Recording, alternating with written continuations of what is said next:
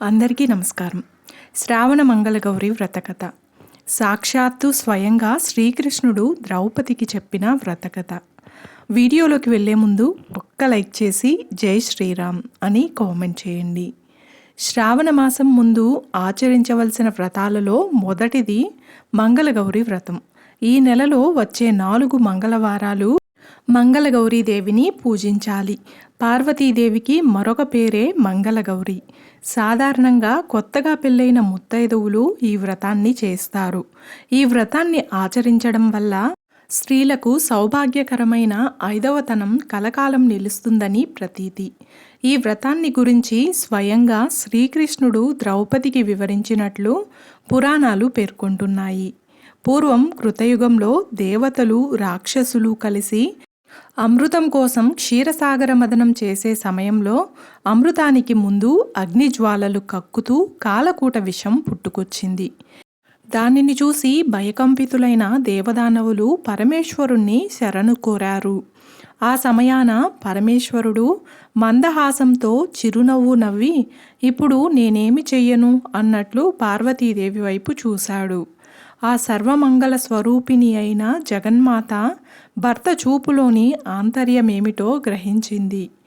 దేవతలైన దానవులైన మానవులైన మన భక్తులే కదా, మన బిడ్డలకు ఆపద కలిగినప్పుడు మనము కాక ఇంకెవరు రక్షిస్తారు అని భావించి నిరంతరం స్త్రీల సౌభాగ్య సంపదను కాపాడే ఆ సర్వమంగళ స్వరూపిణి తన మాంగళ్యం సౌభాగ్యముపై ప్రగాఢ విశ్వాసం ఉంచి లోక వినాశనానికి కారణభూతమైన ఆ భయంకర కాలకూట విషాన్ని తన భర్త మింగేందుకు అనుమతిచ్చిందని పురాణాలు చెప్తున్నాయి. అట్టి కరుణాంతరమూర్తి పార్వతీదేవి. అట్టి సర్వమంగళ స్వరూపిణి అయిన భవానీమాతను కొత్తగా పెళ్ళైన స్త్రీలు శ్రావణమాసం తొలి మంగళవారంతో మంగళగౌరి వ్రతాన్ని విధిగా ప్రారంభించి 5 సంవత్సరాలు దీక్షగా ఆచరించాలి.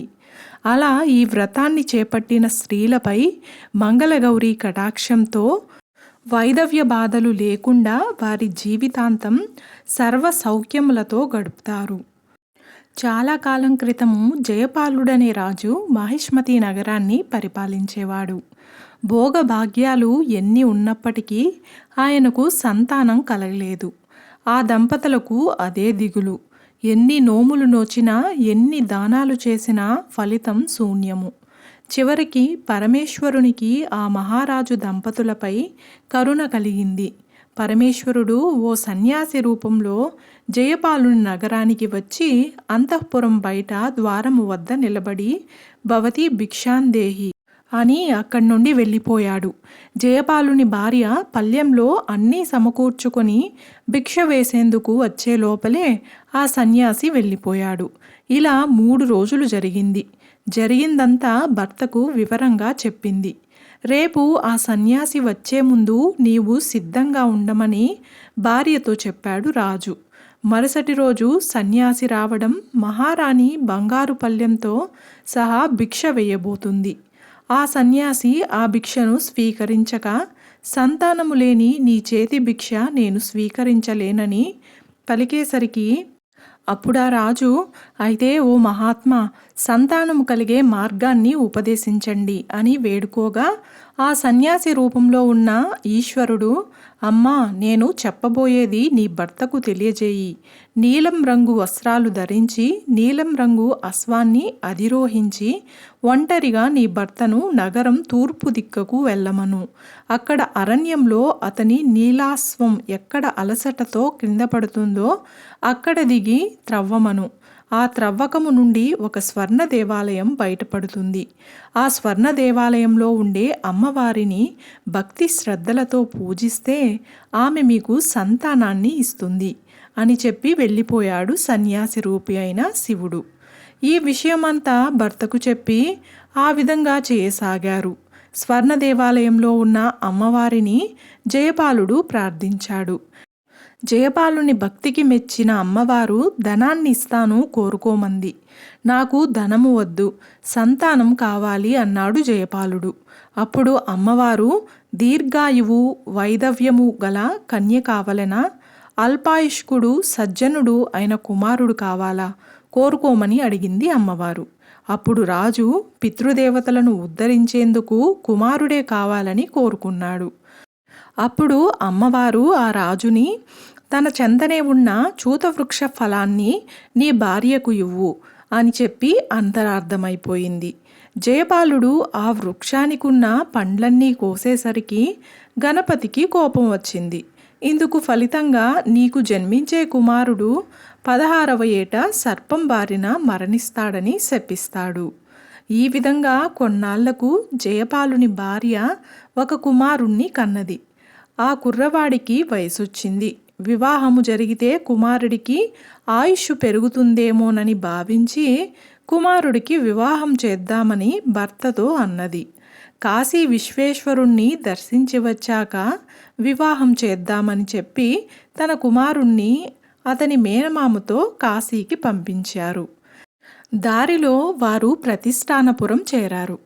అక్కడ వారిద్దరూ ఓ సత్రంలోకి ప్రవేశించారు. అక్కడ కొందరు కన్యలు ఆడుకుంటున్నారు. వారిలో సుశీల అనే కన్య మరొక కన్యతో గొడవపడగా ఆ కన్య సుశీలను దుర్భాషలాడింది.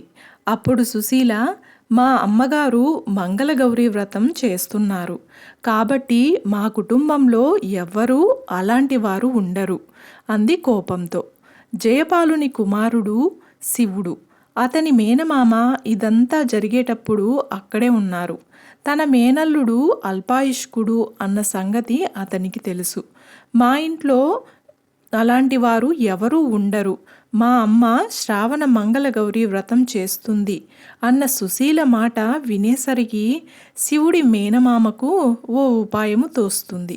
సుశీలను శివుడికిచ్చి వివాహం జరిపిస్తే అతనికి తప్పకుండా మంగళగౌరీదేవి అనుగ్రహం లభించి పరిపూర్ణ ఆయుష్కుడవుతాడని భావిస్తాడు. మేనల్లుడు శివునితో సహా శివుని మేనమామ ధ్యానంలో ఉన్న సుశీల తల్లిదండ్రుల వద్దకు చేరి, శివుడనే బాలుడు నీ కూతురికి తగిన భర్త అని దేవుని వాక్యంగా వారిని నమ్మిస్తాడు. దాంతో సుశీల శివుళ్ళ వివాహం జరిగిపోతుంది. పెళ్ళైన ఆ కొత్త దంపతులు ఆ రాత్రి బ్రహ్మచర్య వ్రతాన్ని పాటిస్తారు. మంగళగౌరీదేవి ముత్తైదువు రూపంలో సుశీలకు కలలో కనపడి, నీ భర్త అల్పాయుష్కుడు, ఈ రాత్రితో అతని ఆయువు చెల్లింది, ఈ దోషమునకు మార్గము చెబుతాను విను అని ఈ విధంగా చెప్పింది.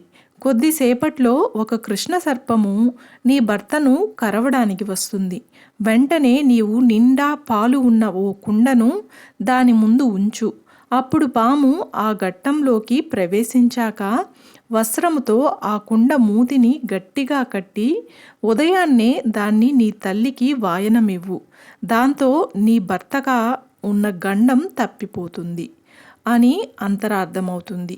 శివుడు తన మేనమామతో కాశీయాత్ర పూర్తి చేసుకొని తిరుగు ప్రయాణంలో భార్య సుశీలను తన ఇంటికి తీసుకుని వెళ్తాడు.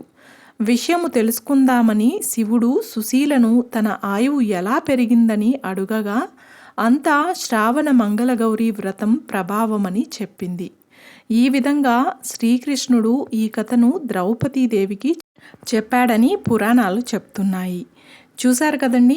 ఈ వీడియో మీకు నచ్చినట్లయితే ఒక్క లైక్ చేసి నా ఛానల్ని సపోర్ట్ చేయండి. ఇంకా మరెన్నో ఇంట్రెస్టింగ్ వీడియోస్ కోసం నా ఛానల్ని సబ్స్క్రైబ్ చేయండి. Thanks for watching.